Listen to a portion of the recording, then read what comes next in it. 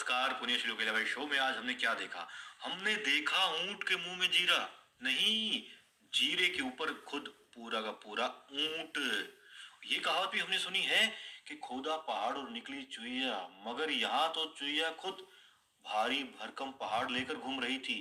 जी हाँ, देखिए क्या होता है। शुरुआत में बात करते हैं भगवान शिव का नाम लेकर के, जय शिव शंभो। और क्या होता है, भगवान शिव के मंदिर में बैठे होते हैं मल्हार राव सूबेदार जी, बहुत ही उदास मुद्रा में। और उनको देखती है गौतम बाई सरकार अपने पति यानी कि सूबेदार जी के पास जाती है, कहती है आप इस अवस्था में इस तरीके से दुखी मन से यहाँ क्यों बैठे हैं। तो वो बताते हैं मैं क्या करूं, तुम अपना धर्म निभा रही हो माता के रूप में, मगर मैं चाहता हूं कि तुम पटरानी होने का धर्म भी निभाओ। वो कहती देखो अहिल्या ठीक है, बहुत अच्छी है, मगर नहीं कहती कि वो बुरी है और अच्छा काम करती है, अच्छी सोच रखती है, मगर मैं अपने बेटे के लिए सोचती हूँ तो कुछ गलत नहीं सोचती। फिर वो कहते हैं तुम अच्छे से जानती हो कि अहिल्या कितनी गुणी है। वो कहती है ऐसी बात भी नहीं है। फिर वो कहते हैं कि तुम अभी तक अपने बेटे के लिए, उसकी गद्दी को बचाने के लिए अहिल्या को आगे की हुई थी, ये बात हमसे छिपी नहीं है। फिर वो चुप हो जाती हैं और कहती हैं सोच के, फिर क्या गलत किया मैंने, जो अपने बेटे के लिए सोचा, क्या गलत किया। आप प्रजा के लिए सोचने के लिए आप हैं, आप सोचें, मगर मैं, मेरे बेटे के लिए तो कोई होना चाहिए, मैं इसलिए उसके लिए सोच रही हूँ, तो कुछ गलत नहीं कर रही। वो कहते तुम देवी अहिल्या को दरबार में आने दो, तुम इतिहास में हमें गलत साबित मत करो, हमें गुनहगार मत बनाओ। क्यों? क्योंकि देवी अहिल्या इतनी गुणी है, इतनी समझदार है, प्रजा की जितनी भी समस्याएं हैं वो आराम से सबका समाधान कर सकती है, ढूंढ लेती है समाधान। तो तुम उसे दरबार में क्यों नहीं आने देती। वो कहती है मैं नहीं आने दूंगी। वो कहते हैं देखो बहुत गलत कर रही हो, न कि सिर्फ प्रजा के साथ में, न सिर्फ परिवार के साथ में, बल्कि इतिहास के साथ में भी।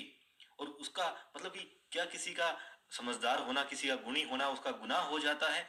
वो कहती है कुछ भी कहिए आप, मगर मैं देवी अहिल्या को दरबार में नहीं जाने दूंगी, मैं उसको घर परिवार तक ही सीमित रखना चाहती हूँ, और यदि अपने बेटे के लिए सोच रही हूँ तो कुछ गलत नहीं सोच रही। और ये कह करके गौतम बाई सरकार वहां से चली जाती हैं, दुखी मन से बैठे रहते हैं, शिव शंभू की तरफ देखते रहते हैं मल्हार राव सूबेदार जी, और कहते हैं कि भगवान सबको सद्बुद्धि दो, जो अक्सर हमें भी करना चाहिए। हमें किसी प्रति घृणा नहीं करनी चाहिए, हमें चाहिए हम अच्छी वाइब्रेशन वहां से दें कि हे भगवान उस इंसान को भी सद्बुद्धि दें जो गलत संगत में पड़ा है, गलत बुद्धि लेकर मतलब अपने गलत विचार फैला रहा है।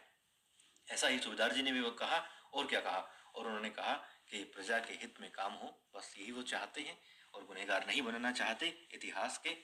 फिर क्या होता है, फिर होती है देवी अहिल्या जो सत्यनारायण भगवान की पूजा में गई हुई होती हैं, वहां उनके हाथ धुलवा दिए जाते हैं।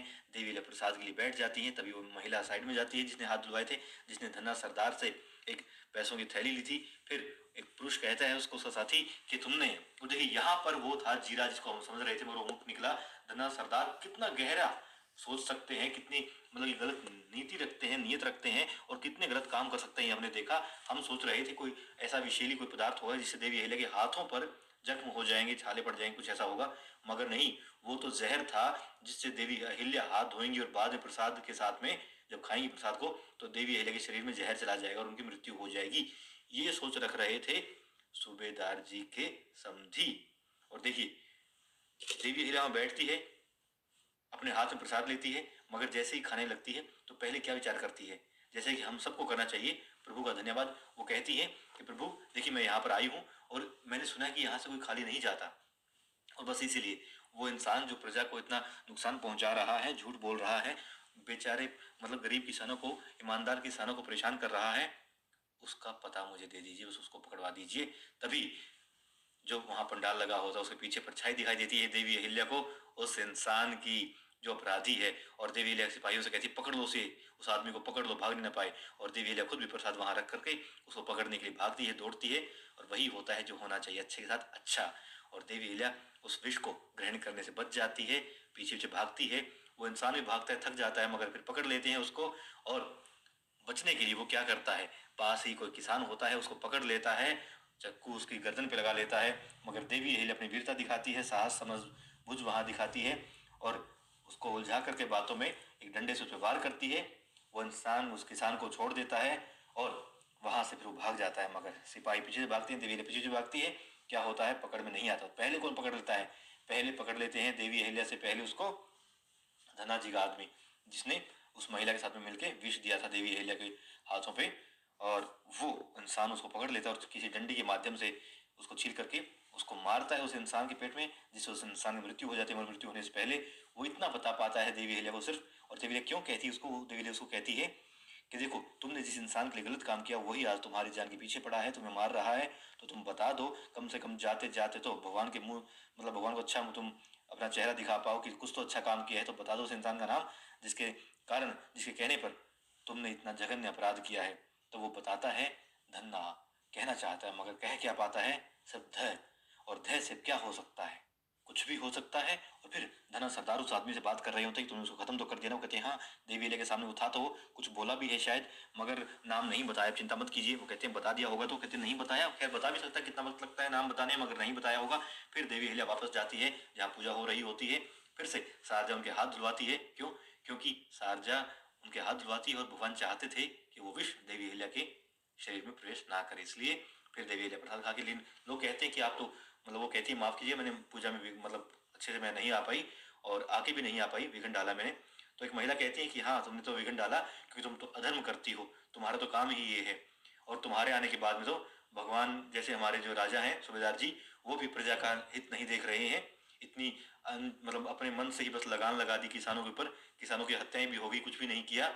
जो लोग बाढ़ में डूब गए, जिनके परिवार उजड़ गए, घर उजड़ गए, उनके लिए भी कुछ नहीं किया। पता नहीं कैसे हो गए हैं हमारे सरकार, पहले तो ऐसे नहीं थे, वो भी तुम्हारे जैसे हो गए हैं। हाँ बेशक मेरी उम्र इतनी हो चुकी है, मैं डरती नहीं हूँ, सिर्फ अपने भगवान से डरती हूँ। इसलिए तुम रानी हो, मुझे सजा दे सकती हो, मगर मैं डरती नहीं हूँ।